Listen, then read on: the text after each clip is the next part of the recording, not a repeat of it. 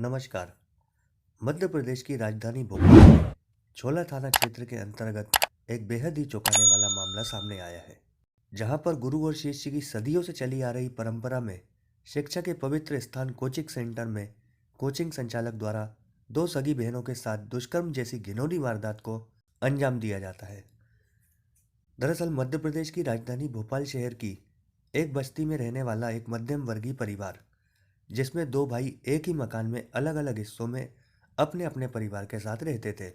देखा जाए तो दोनों भाइयों के घर का बंटवारा तो हो चुका था, लेकिन उन दोनों के मनों का बंटवारा नहीं हुआ था और इसलिए दोनों परिवार मिलजुल कर हंसी खुशी रहते थे। वहीं दोनों भाइयों की एक एक बेटी, जिनका नाम अंजू और मंजू था, और अंजू मंजू से सिर्फ 6 साल बड़ी थी। इसके साथ ही अंजू और मंजू दोनों एक ही स्कूल में पढ़ती थी। इसके अलावा छोटी बहन मंजू जब 5वीं कक्षा में पास होती है और 6वीं कक्षा में जाती है, तो वो रीतनगर में अपनी निजी कोचिंग चलाने वाले वीरेंद्र त्रिपाठी की कोचिंग में पढ़ने के लिए जाने लगती है। वहीं कुछ दिन बाद बड़ी बहन अंजू भी अपनी 9वीं कक्षा की पढ़ाई के लिए वीरेंद्र की कोचिंग में जाने लगती है।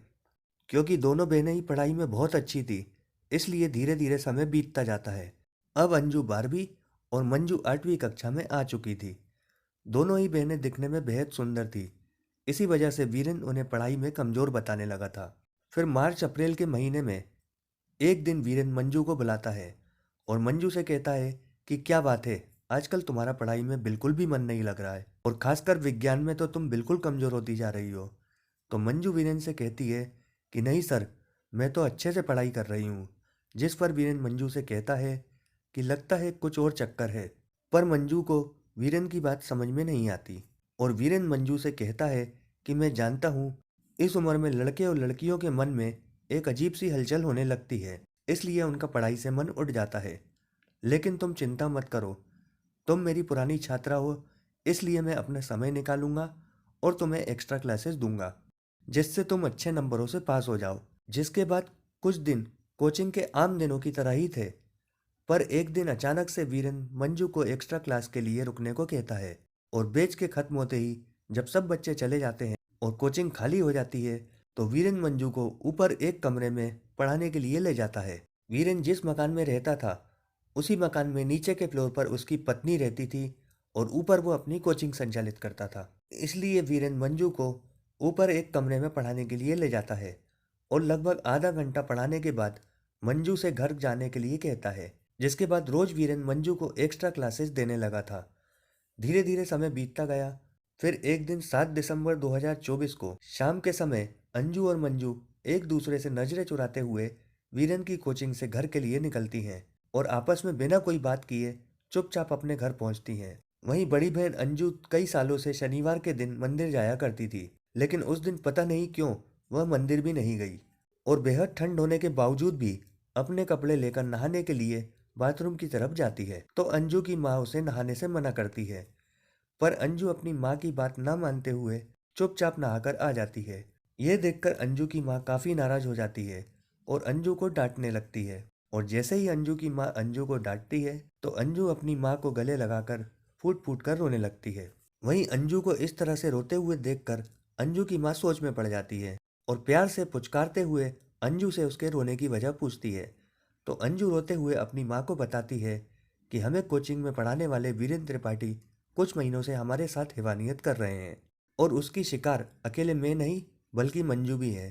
पहले तो अंजू की माँ यह बात सुनकर काफी चौंक जाती है, लेकिन फिर वह मंजू को बुलाती है और मंजू से भी पूछती है। तो मंजू भी रोते हुए उन्हें सारी सच्चाई बता देती है। जिसके कुछ देर बाद दोनों बहनों के साथ हुए दुराचार की बात पूरे परिवार को पता चलती है, जिसे सुनने के बाद दोनों परिवारों के पैरों तले जमीन ही खिसक जाती है। इसके बाद काफी सोच विचार करने के बाद रात लगभग 8:30 बजे के आसपास पूरा परिवार अपनी दोनों बेटियों को लेकर छोला मंदिर थाना पहुंचता है और थाना प्रभारी श्री सुरेश चंद्र नागर के सामने बेटियों के साथ घटित हुई घटना की जानकारी देता है। वहीं जब थाना प्रभारी श्री नागर ने यह बात सुनी, तो वे भी चौंक गए और मामला बेहद ही गंभीर था, इसलिए उन्होंने इस घटना की जानकारी अपने वरिष्ठ अधिकारियों को दी और घटना की जानकारी मिलते ही डीसीपी श्री जितेंद्र सिंह पवार के साथ एडिशनल डीसीपी श्री मलकित सिंह तत्काल छोला मंदिर थाना पहुंच जाते हैं और पूरी बात जानने के बाद दोनों बहनों को तत्काल मेडिकल के लिए अस्पताल भिजवाया जाता है और कोचिंग संचालक वीरेंद्र त्रिपाठी के खिलाफ दो अलग अलग प्रकरण दर्ज कर लिए जाते हैं। क्योंकि मंजू नाबालिग थी, इसलिए वीरेंद्र के ऊपर पॉक्सो एक्ट का प्रकरण भी दर्ज कर लिया जाता है। इस घटना में पुलिस के सामने जो बातें आती है वह काफी ज्यादा चौंकाने वाली होती हैं। अप्रैल 2024 में वीरेंद्र जब मंजू को एक्स्ट्रा क्लास दे रहा था तो वह मंजू के विज्ञान के मानव प्रजनन से संबंधित कुछ प्रश्नों के उत्तर याद करने के लिए देता है और मंजू उन प्रश्नों के उत्तर याद कर लेती है, लेकिन वह उत्तर सर के सामने कैसे सुनाएगी इस सोच में पड़ जाती है। और अगले दिन जब वीरेंद्र मंजू से सवालों के जवाब पूछता है तो मंजू शर्म के कारण अच्छे से जवाब नहीं दे पाती है। तब वीरेंद्र मंजू को समझाता है कि तुम ये सब समझने लगी हो, इसलिए आज तुम घर जाओ, कल की क्लास में मैं तुम्हें बहुत अच्छे से समझाऊंगा। और अगले दिन जब एक्स्ट्रा क्लास शुरू होती है तो वीरेंद्र के द्वारा इस विषय को खुले शब्दों में मंजू को समझाया जाता है और वीरेंद्र की बातें सुनकर मंजू शर्म से अपनी नजरें भी नहीं उठा पाती। जिसके बाद वीरेंद्र मंजू से कहता है कि यह सब मैं तुम्हें अच्छे से समझाने के लिए इसकी एक फिल्म दिखाता हूँ और फिर तुम्हारा प्रैक्टिकल भी करवा दूंगा। और फिर वीरेंद्र अपने मोबाइल में मंजू को एक अश्लील फिल्म दिखाने लगता है और दूसरी तरफ मंजू को कुछ समझ नहीं आता कि वह अब क्या करे और वीरेंद्र सर को यह सब करने से कैसे मना करे। लेकिन वीरेंद्र फिल्म बंद नहीं करता और मंजू के साथ फिल्म के बारे में अश्लील बातें करने लगता है और कुछ देर बाद वीरेंद्र मंजू को गलत तरह से छूने लगता है और मंजू वीरेंद्र के छूने से तुरंत ही खड़ी हो जाती है। तो वीरेंद्र मंजू को पकड़कर फिर से बिठा देता है और कहता है, मुझे बताओ, मैंने तुम्हें छुआ तो तुम्हें अच्छा नहीं लगा? और मंजू कहती है नहीं। जिसके बाद वीरेंद्र मंजू से कहता है कि अरे तुम्हें पहली बार किसी ने छुआ है ना, इसलिए धीरे धीरे तुम्हें अच्छा लगने लगेगा।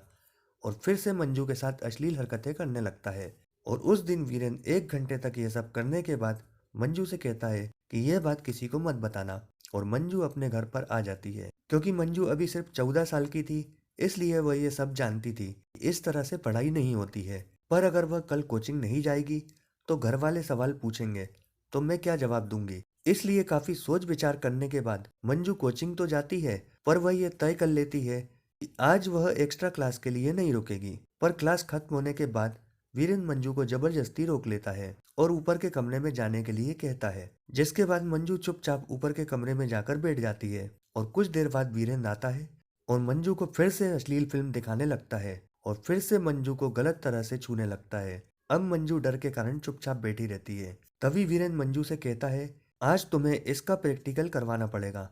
और वीरेंद्र जबरदस्ती करके मंजू के साथ अश्लील हरकतें करते हुए मंजू को अपनी हवस का शिकार बना लेता है। इसके साथ ही मंजू को ब्लैकमेल करने के लिए वीरेंद्र मंजू के आपत्तिजनक फोटो के साथ ही कुछ वीडियो भी बना लेता है और मंजू को धमकाता है कि अगर यह बात किसी को भी बताई तो मैं ये वीडियो वायरल कर दूंगा।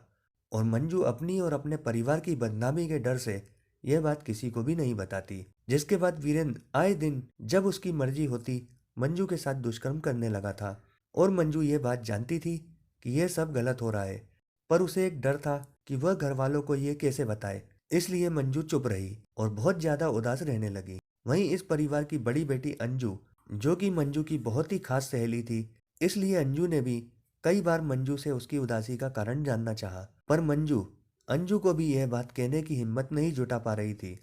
और मंजू के इसी डर का फायदा उठाकर वीरेन लगातार मंजू का शारीरिक शोषण कर रहा था। फिर एक दिन 9 अक्टूबर 2024 को मंजू ने थोड़ी हिम्मत दिखाई और अंजू से कहा कि मुझे तुमसे एक बात करना है, पर मुझे वचन दो कि इस बात का जिक्र तुम घर पर नहीं करोगी।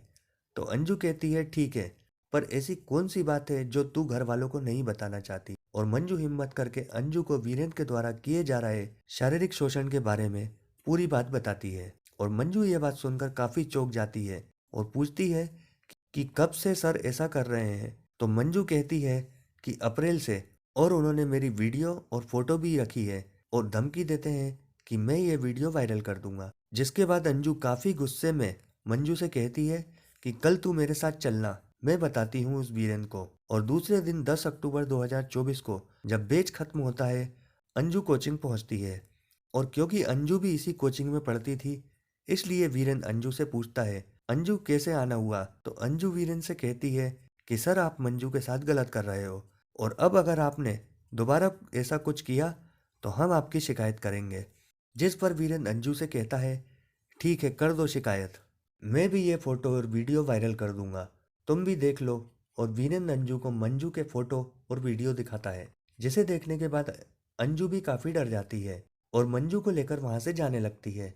तभी वीरेंद्र दोनों बहनों को रोकता है और उन्हें धमकी देता है, अब तुम दोनों यहाँ से जिंदा बाहर नहीं जाओगी। तो अंजू भी वीरेंद्र से यह बात किसी को भी नहीं बताने का कहती है और वहां से चली जाती है। लेकिन इसके बाद वीरेंद्र के हौसले और बुलंद हो जाते हैं और अब वीरेंद्र अंजू को भी एक्स्ट्रा क्लास के नाम पर रोक कर उसे भी अपनी हवस का शिकार बनाने लगा था। और वीरेंद्र अंजू को भी दिखाई गई अश्लील फिल्मों की तरह उसके साथ शारीरिक शोषण करने लगा था। अब चूंकि यह बात दोनों ही बहनों को पता थी, पर वो दोनों चाहकर भी कुछ नहीं कर सकती थी और वीरेंद्र दोनों बहनों के साथ यह काम करता रहा।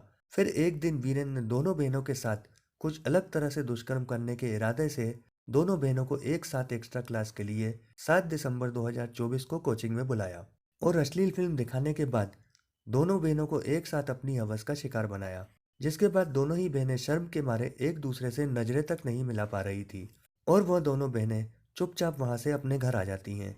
और अंजू ने थोड़ी हिम्मत जुटाकर अपनी माँ को सब कुछ बताने का निर्णय लिया, क्योंकि अंजू ये बात जानती थी चाहे कुछ भी हो जाए, एक ना एक दिन यह बात सबके सामने आ ही जाएगी। और जब वीरेन ने दोनों बहनों को एक दूसरे के सामने एक साथ अपनी हैवानियत का शिकार बनाया, तो अंजू ने अपनी माँ को सच बता ही दिया और परिवार ने इस घटना की सूचना पुलिस को दी, जिसके बाद पुलिस के द्वारा प्रकरण दर्ज करने के तुरंत बाद ही रात में एक टीम बनाई जाती है और वीरेंद्र के ठिकानों पर दबिश दी जाती है। लेकिन वीरेंद्र वहां से गायब था और पुलिस इस मामले की गंभीरता को देखते हुए अपना मुखबिर तंत्र एक्टिव करती है। और अगली सुबह ही जब वीरेंद्र भोपाल छोड़कर भागने की तैयारी कर रहा था, तो पुलिस के द्वारा वीरेंद्र को हिरासत में ले लिया जाता है, जिसके बाद वीरेंद्र को मेडिकल के लिए अस्पताल भिजवाया जाता है और उसे अदालत में पेश किया जाता है, जहां से अदालत के द्वारा गुरु शिष्य के इस पवित्र रिश्ते को कलंकित करने वाले कोचिंग संचालक वीरेंद्र त्रिपाठी को जेल भेज दिया जाता है। छोला मंदिर थाना पुलिस के द्वारा कुछ ही घंटों में दुष्कर्म के आरोपी को सलाखों के पीछे पहुंचा दिया जाता है। वहीं वीरेंद्र त्रिपाठी 10 साल से कोचिंग का संचालन कर रहा है और इस दौरान वह सुबह से शाम तक अलग अलग बैच लगाकर 50 से अधिक छात्र छात्राओं को पढ़ाता है। और एक अनुमान के मुताबिक आरोपी अब तक 10 साल में 300 से अधिक छात्राओं को कोचिंग दे चुका है। इसी वजह से पुलिस इसे दूसरे मामलों की भी जांच कर रही है। टीआई श्री नागर का कहना है, अभी तक अन्य पीड़ित सामने नहीं आए हैं। अगर ऐसा होता है तो विधि के अनुसार जो भी कार्रवाई होगी वो की जाएगी। हमारी कोशिश है ऐसी घटनाओं को आपके सामने रखकर आपको सतर्क और सचेत किया जाए। यह वीडियो केवल शैक्षिक और जागरूकता के उद्देश्य से बनाई गई है। साथ ही हमारे चैनल की मंशा किसी भी व्यक्ति की भावनाओं को ठेस पहुंचाना या उसे बदनाम करने की नहीं है। यह कहानी यहीं खत्म नहीं होती। जल्द मिलते हैं एक नई कहानी के साथ। धन्यवाद।